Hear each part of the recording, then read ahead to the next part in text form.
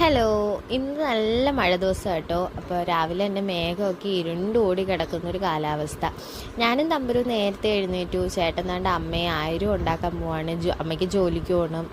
അങ്ങനെ നന്ദൂട്ട് നല്ല ഉറക്കം. അവരെയൊക്കെ നോക്കിയിരുന്ന നമ്മുടെ ജോലി സമയത്ത് നടക്കാത്തതുകൊണ്ട് ഞാൻ അവരെയൊക്കെ ഓരോ വഴിയിൽ വിട്ടിട്ട് പാത്രമൊക്കെ കഴുകാൻ കയറി. ചേട്ടൻ വരുമ്പോഴത്തേക്കും എനിക്ക് കാപ്പി ഉണ്ടാക്കി വെക്കണം. ചേട്ടനെ അമ്മയെ കൊണ്ടുവിട്ടിട്ട് വന്നിട്ട് വേണം ചേട്ടൻ ഇനി ജോലിക്ക് പോകാൻ.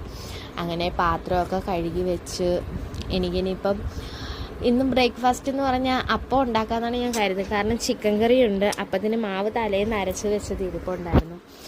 നമ്മുടെ ആശാനും എഴുന്നേറ്റ് വന്നിട്ടുണ്ട് നന്ദുകൂട്ടൻ. ഇവനെ എഴുന്നേറ്റ് കഴിഞ്ഞാൽ അവനെ എടുത്ത് ഇച്ചിരി കൊഞ്ചിച്ച് കളിപ്പിച്ചൊക്കെ ഇരിക്കണം. ഇല്ലെങ്കിൽ അവനെ ആകെ മൂഷാട്ടായിരിക്കും. എന്നുവെച്ചാൽ ഇന്നത്തെ ദിവസം പോയി എങ്കിൽ എനിക്ക് പിന്നെ ഒരു ജോലി അവിടെ ചെയ്യണ്ട വീട്ടിൽ. അങ്ങനെ അവനെയും കയ്യിലെടുത്ത് വെച്ച് കുറച്ച് നേരം കളിപ്പിച്ച് വർത്താനമൊക്കെ പറഞ്ഞ് കുറച്ച് ജോലിയൊക്കെ കാര്യങ്ങളൊക്കെ ഞാൻ ഒതുക്കി. സ്റ്റൗവും കാര്യങ്ങളൊക്കെ തൂത്ത് തുടച്ചു. കാരണം രാത്രി പല്ലിയും പാറ്റയൊക്കെ കയറുന്നുണ്ട്. നമുക്കറിയാമോ, അതിൽ നമ്മൾ ഫുഡൊക്കെ ഉണ്ടാക്കുന്നതല്ലേ. അപ്പോൾ രാവിലെ അതൊക്കെ ഒന്ന് തുടച്ചിട്ടാണ് ഞാൻ ഫുഡും കാര്യങ്ങളൊക്കെ ഉണ്ടാക്കുന്നത്. അങ്ങനെ നന്ദൂട്ടിനെ തറയിൽ പാവിരിച്ച് കൊണ്ട് കിടത്തി. ഇപ്പം കമന്ന് കിടക്കുന്നുണ്ട്. മുട്ടുകാലെ നീന്താനുള്ള ശ്രമമാണ്. അങ്ങനെ ഞാൻ അവിടെ കൊണ്ട് കിടത്തിയിട്ട് അപ്പമൊക്കെ ഉണ്ടാക്കുന്നത്. തലേന്ന് അരച്ച് വെച്ച മാവ് ഉണ്ടായിരുന്നുണ്ട്. അപ്പം ചുടാമെന്ന് വിചാരിച്ചു. രണ്ടുപേരും അവിടെ ഇരുന്ന് കളിക്കുവാണ്.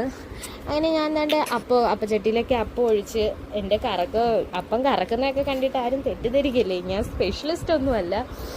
അപ്പം ഒന്നും നടുക്കൊന്നും പൊന്തി വരത്തില്ല, എല്ലാവരും ഉണ്ടാക്കുന്ന പോലെ.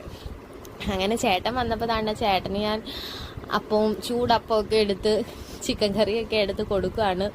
അങ്ങനെ ചിക്കൻ കറി അമ്മ വെച്ചത്. ഇവിടെ കറിയും കാര്യങ്ങളും എല്ലാം അമ്മയാണ് വെക്കാറ്. എനിക്കറിയാം, എന്നാലും നമ്മൾ ആ വഴിക്കൊന്നും നമ്മൾ അധികം കൈ കൊടുക്കാറില്ല. പിന്നെ തമ്പുരുവിന് ഞാൻ എന്നും ഒരു മുട്ട പൊടിയും കൊടുക്കും. അതിൻ്റെ മഞ്ഞ തിന്നത്തില്ല, ആ വെള്ളം മൊത്തം അങ്ങ് തിന്നും.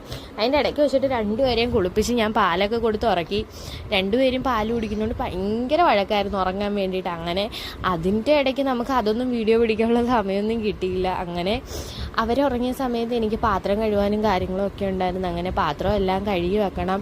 ഇനി പാദാമ്പറമൊക്കെ ഒന്ന് തൂത്ത് തുടയ്ക്കണം. അങ്ങനെ കുറച്ച് തിരക്കാണ്. അതിന് സ്റ്റൗവും കാര്യങ്ങളും എല്ലാം നമ്മൾ തുടച്ച് ക്ലീനാക്കി പാദാമ്പറമൊക്കെ നമ്മൾ കഴുകി സിങ്കും കാര്യങ്ങളും എല്ലാം കഴുകി.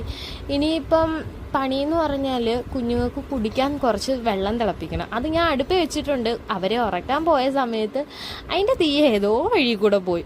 അങ്ങനെ അതൊക്കെ നമുക്കിനി ഒന്നുകൂടെ തീ കത്തിച്ചെങ്കിലേ അതിന് കത്തത്തുള്ളൂ. ഒന്നേന്നേ ഞാൻ തീ കത്തിച്ച് തുടങ്ങണം.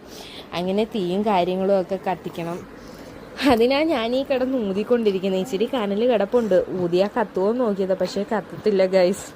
അങ്ങനെ ഞാൻ ഇച്ചിരി പേപ്പറും കത്തിച്ച് വെച്ചു.